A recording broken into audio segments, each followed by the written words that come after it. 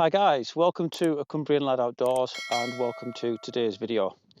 Now in today's video we're going to be doing my full review of the Tarptent Scarp one.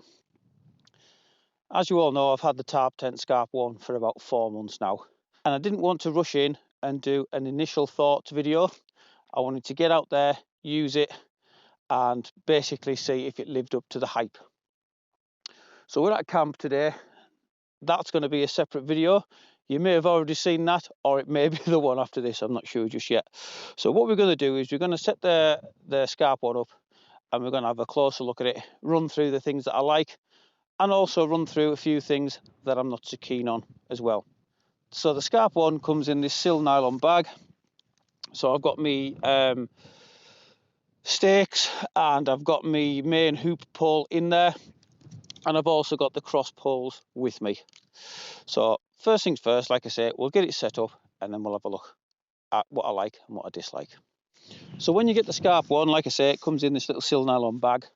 It looks as though it's going to be an easy fit, and when it comes from the factory it is, but having had it out on the fells and had to put it away in wet and windy conditions, I can tell you from first-hand experience that getting this tent back into the bag is not the easiest task. So you need to make sure that you fold it up nice and tight and it's still a squeeze to get back in.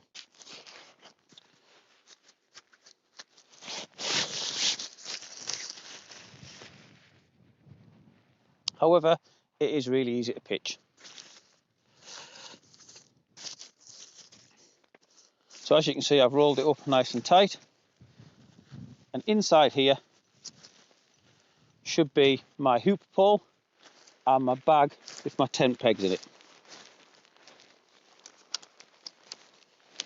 And there we are.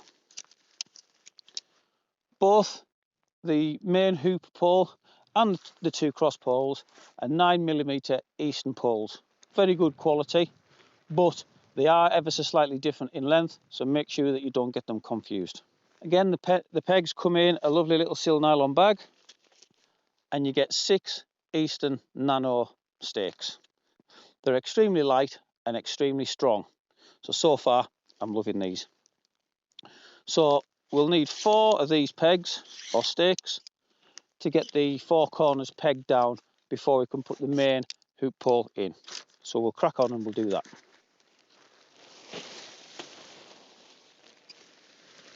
I'll get these first 2 in and then I'll bring you in and show you how they peg down. So when you're pegging out the 4 corners, you simply put the peg in through the guy line, pull it taut, twist and stick it in the ground there. You've got your tensioners there, and you've also got your loops for your cross poles, which simply slide up and down the corner guy lines as to where you want your poles. So as you can see, that's the 4 corners guyed out and the main body of the tent is up. So the next job on the cards is to put the centre pole through the orange tube that you can see running across the centre of the tent. So simply unfurl your pole and it neatly clips into position.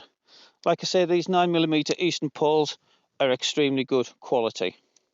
On the end of each pole is a little plastic end that does pop in and out, and that is to slide into the 2 pockets either side of the tent, or in the case of the crossbows, into the little brass grommets that I showed you before. So sliding this centre pole through at the best of times can be a bit tricky. When it's wet, whether you're assembling it or disassembling it, it is extremely tricky and it does grip on, and you have to be applying a little bit more force than I would like to. But for today, we should be fine. It's nice and dry. So all we're going to do is slide it through the opening at this side of the yellow sleeve and poke it right through the other side.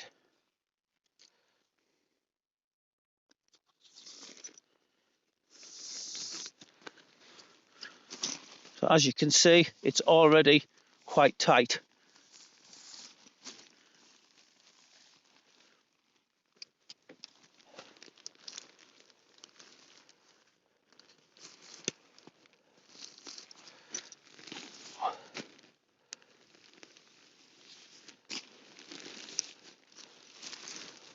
certainly tighter than I would like it to be.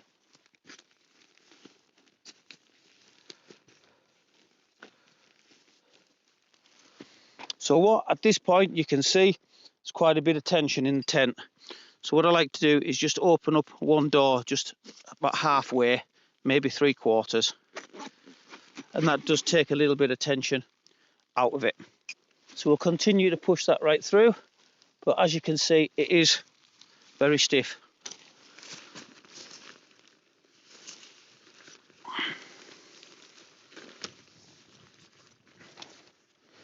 So we're just about through, and there we go. So what I'll do now is I'll make sure that it's equidistant. I'll put it in one of the feet this side, and then I'll show you how it clips in the other side.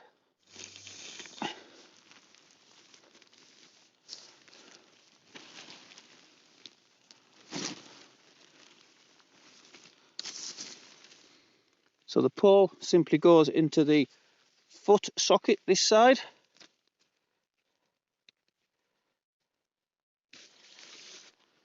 You can see there, fits quite snugly.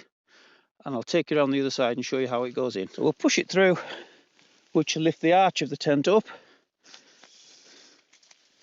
So there's your little foot socket there, and it quite simply slots in like so. So as you can see, that's the main of the tent up now. It's not particularly taut. So what I'm going to do is I'm going to go around as if the door's up. I'm going to go around and tighten my corner guys, and I'm going to guy out the side, and then we'll have a look at putting the cross poles in. So there we go. Already just with tightening up the 4 corner poles, you can see it's in much better shape.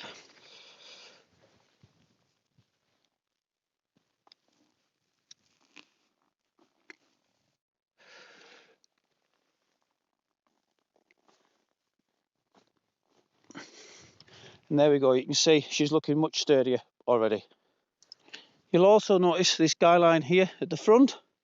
There's also the same at the back. So we'll peg that down as well. Now you'll notice the pegs that I'm using are red. We'll come back to that in a minute.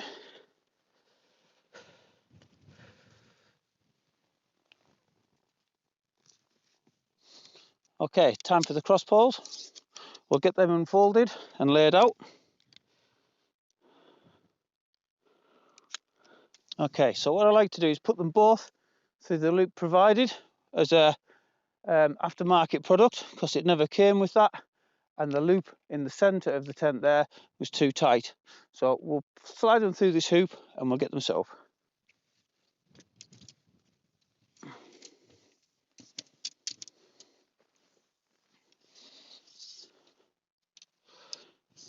Cross them over. I'll put them in the brass grommets this side, and then I'll show you how they attach that near side. So quite simply, the poles bend over and slot in on the plastic piece like that. So we'll clip the last one in, make sure it's looking right, and then we'll tie it on. Then we'll tie the tent on with these. Just slightly biased to the front, so we'll just even it out a little bit. You can slide the brass grommets up and down to make sure that the tent's looking right. Yeah, that's looking a lot better now. So all you do is these little clips here simply clip on to the cross poles.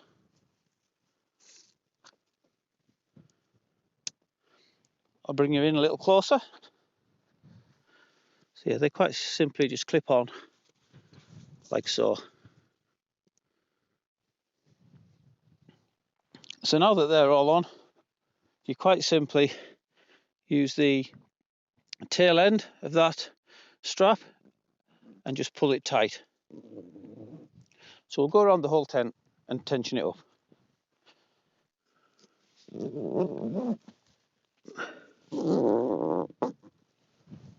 Once you've got all the tensioners tight, you might want to think about tying up the excess tails that you can see flapping in the wind there.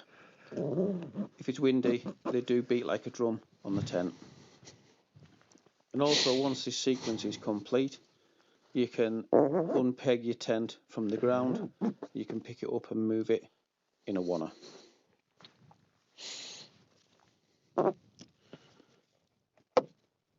So there we go, that's the Scarp one all set up. It is quite blustery today, not too bad, but you can see it's not being bothered by it at all. So the outside of the Scarp one is made of 30D sil nylon with a hydrostatic head of 3000mm. The bathtub floor of the internal is also 3000mm hydrostatic head. There is an option of using your trekking poles on these little tabs here to lift it up if you don't want to use the cross poles. The door zips go from the bottom upwards as well as from the top down. So this is your ventilation here. So if you're inside your tent and you want to do a bit of cooking and the weather's inclement, you can just pull that down both sides and that offers you plenty of ventilation. Obviously, as well as being able to lift it up from the bottom. You also have ventilation at either end, top and tail of the tent with a zip, and you can lift that up and you can clip it on here, which gives you ventilation at the bottom of the tent. On either corner of the tent, built in, you've got strengthening poles running just off the corner. You've also got one in the middle that runs down, and it's the same on all four corners, front and back. And we've also got Velcro on each of the four corners to just hook your cross poles into to keep them secure. Just before we go inside and have a look, either side of the tent is adjustable by this strap here, so you can bring one side closer to the ground and have one side further up. And both sides do not go flush to the ground. You'll always have a little bit of a gap on one side or the other. So we'll open the tent the traditional way, from the bottom to the top. We'll roll it up.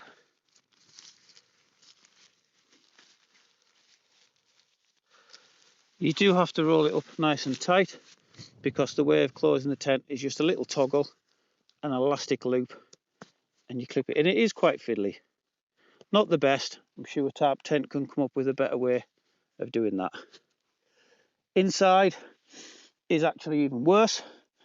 I've gone for the summer interior, so it hasn't got the dual layered for stopping the wind, but you know, I think it'll do me just as well, to be fair, even though I camp all year round. The inner mesh is just two bits of elastic, and you've got to tie that in a knot. So once again, I'm pretty sure a tarp tent could come up with a better method of tying up the interior fly sheet other than two little bits of elastic. So let's go and have a look inside the Scarp one.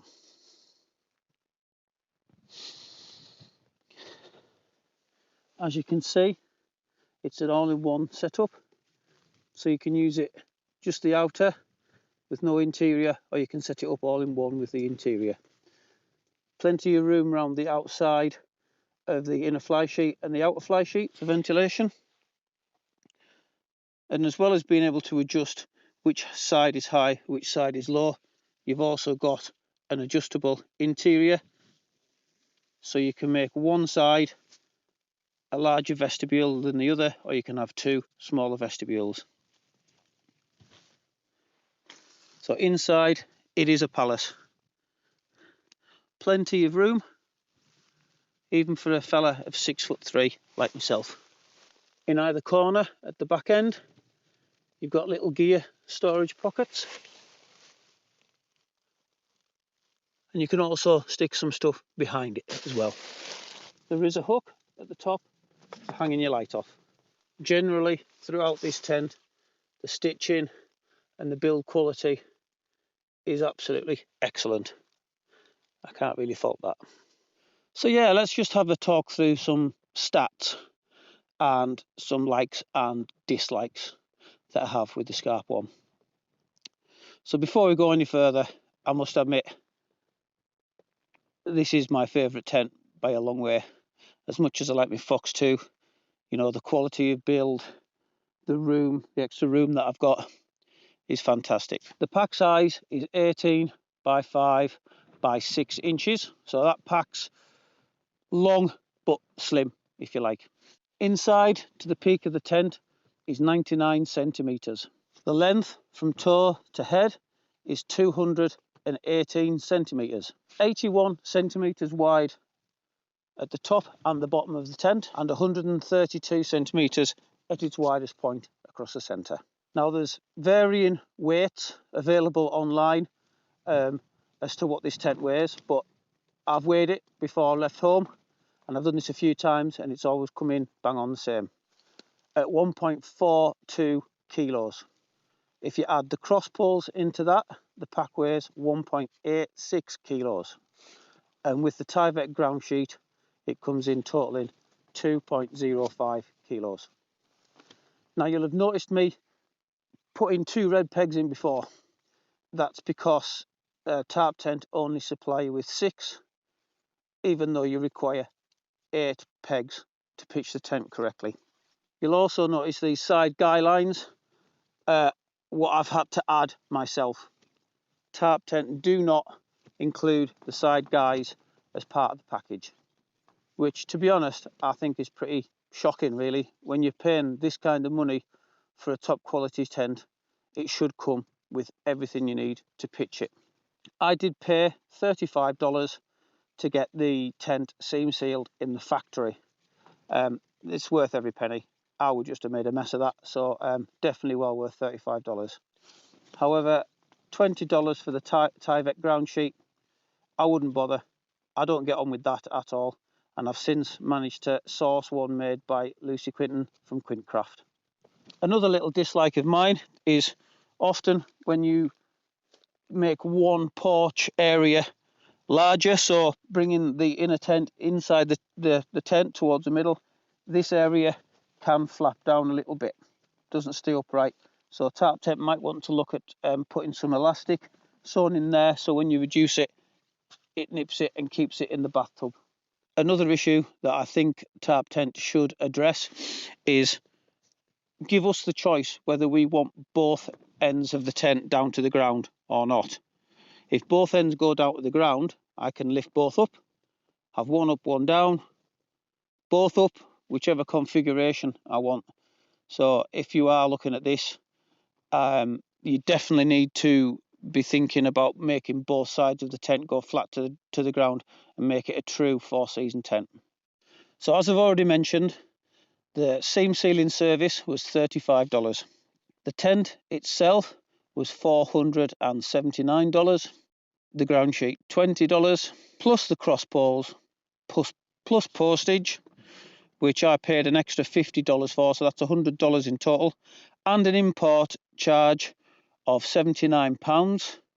The whole package that you've seen me using regularly now cost me £546 all in, which granted is a lot of money, but like I say, at the moment it is my go-to tent. It's fantastic, spacious for a big fella like me, plenty of room, robust, can put up with wind, rain, snow loading. Like I say, not without its minor gripes. Hopefully when Tarptent bring out the next version of this tent, they will address some of those issues. But like I say, for now, those are minor gripes. So yeah, that's been my full review, tried and tested review of the Tarptent Scarp one. If you are looking into buying this tent, I hope you found it useful, and I hope you've enjoyed the video. So until next time, stay safe, much love from a Cumbrian lad.